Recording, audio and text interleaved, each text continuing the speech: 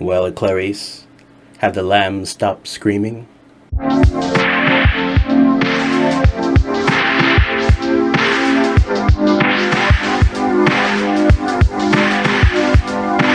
Musical styles are still a very important form of communication for our young people.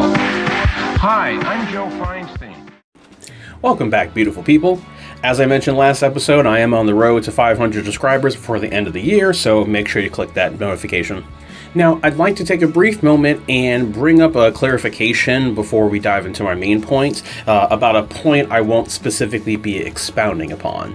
As you may or may not be aware, this film has already been talked about numerous times before, and a lot of the focus has been on the main character herself, Clarice, in terms of being a wonderful example of a strong, well-written female protagonist. And those observations are 1,000% correct. I wholeheartedly agree with them, but it's just not something I'm going to be specifically talking about because I'm a dumb, idiot man-child, and that point has already been talked about far more eloquently by far better presenters. So if you're looking for something like that, feel free to find another video in question. But there are still some really, really fantastic things about this film that helped it create such a long-lasting legacy, and I want to take a little time and look into that. Now, I usually take a few moments to discuss the cast, but the leads in question absolutely do not need any kind of introduction or explanation. So instead, I'd rather take that time to praise a few members of the crew. First and foremost being the head composer, Howard Shore. Seven, Dogma, Lord of the Rings, The Departed, King Kong, Twilight. Even if you don't like some of those films in question, there's no doubt in my mind that you at least enjoy the compositions that he contributed. He and his team have never failed to deliver the exact tones and vibes that have been needed to give any project a huge quality boost. In this film, he manages to produce some very unnerving and stress-inducing musical moments that keep you on the edge of your seat, even if nothing is happening on screen. The next person I want to glaze is the director of photography, Tak Fujimoto. I know not many people pay much attention to this role, but they really should, especially in Fujimoto's case, because his resume is Hall of Fame levels of impressive. Pretty in Pink, Ferris Bueller's Day Off, Sixth Sense, Signs, Devil. I mean, hell, he even had his hand in Death Race 2000 way back in 1975. He's a serious legend and a huge part as to why so many moments feel claustrophobic and uncomfortable. The last person I need to give props to is Colleen Atwood, the costume designer. Again, maybe something you don't initially think about, but if you've ever watched any title under her massive resume and thought, wow, that outfit's pretty neat, you have her to thank for that.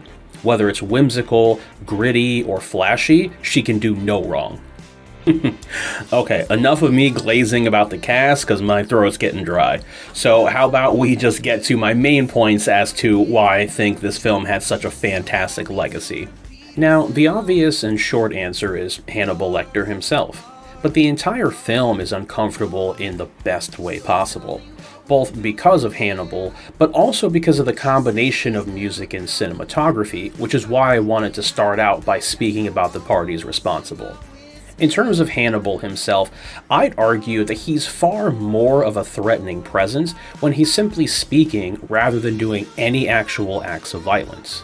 Now, yes, beating a man to death with a billy club and literally chomping on another man's fucking face certainly gives me cause for concern. But at the end of the day, that's something most of us could pull off. Really? If one was so inclined. But it's his near supernatural ability to scan his surroundings and his ability to get inside people's heads with the absolute bare minimum of given information, paired with the way the character is teased and feared by other characters for the first 11 minutes of the film. Everything comes together to just make him feel like this creepy boogeyman. But despite his absolutely terrifying presence, there's a real chemistry between him and Clarice. Dr. Chilton makes a small comment that, "Oh, are you ever his taste?" so to speak. And he actually was correct. Shortly after Clarice gets back to the academy, she gets a call from Crawford, and she's told that Hannibal convinced Miggs to swallow his own tongue and unalive himself. Now, on first viewing, you may just think that it's Hannibal being crazy. But if you listen again, Hannibal already gave us the reason why he was going to go through with that. I would not have had that happen to you. Discourtesy is unspeakably ugly to me. But it even goes a step beyond that. Lecter becomes very infatuated with her, despite some of his more snide remarks. He offers her a towel when she comes in from the rain. He asks how she feels when others tell her not to worry about her feelings. I'm still here, sir. I don't know how to feel about this. You don't have to feel any way about it. Lecter did it to amuse himself. How did you feel when you saw him, Clarice? Scared at first, then exhilarated. At one point, he even tells her, I think it would be quite something to know you in private life. and he ends up getting the briefest of touches with her during their last in-person encounter. And if all of that didn't get the point across, it's nailed home when he decides to call her. It's not something he had to do. He never had to take a risk like that. He already escaped and he was home free. But he wanted to hear her voice one more time and actually check in to see if she's feeling better after solving the case. He even drew a sketch of her to remember her by. It's super quick, but you can clearly tell that it's her. What a big old cannibalistic softie. What? Bro, what are you talking about, man? Another amazing decision that was made was having the characters look directly into the camera so often. It increases the vibe of the overall uncomfortableness that's attempting to be consistently portrayed. And again, part of that does tie back to the female gaze and female perspective that again has been already expounded upon by other channels. But what I enjoy most is that of all the initial gazes that we get, it's Hannibal's that really stands out. The close-ups of everyone before that mostly have their head and their shoulders visible, with at least a somewhat clear view of what's behind them. Crawford's office wall and pinned notes are visible. Dr. Chilton's office can be seen behind him while he's speaking. Even when Clarice briefly speaks with the security guard Barney, you can see the wall and info behind him. But once we get to Lecter, it's just his full face crammed into the forefront, and the background is completely out of focus.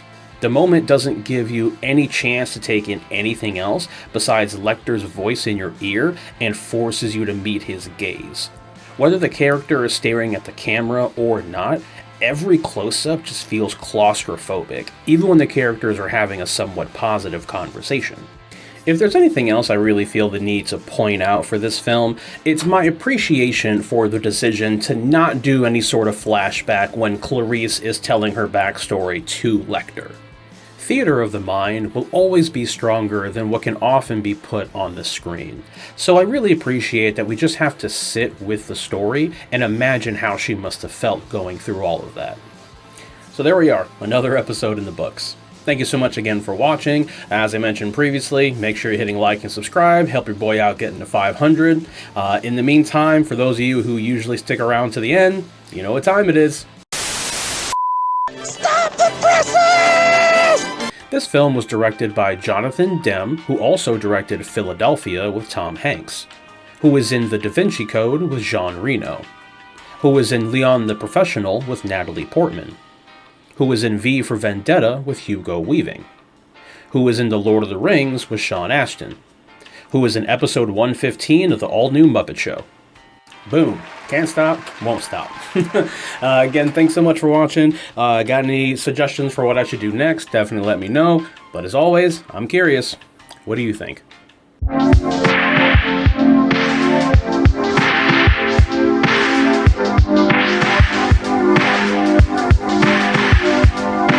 Musical styles are still a very important form of communication for our young people. Hi, I'm Joe Feinstein.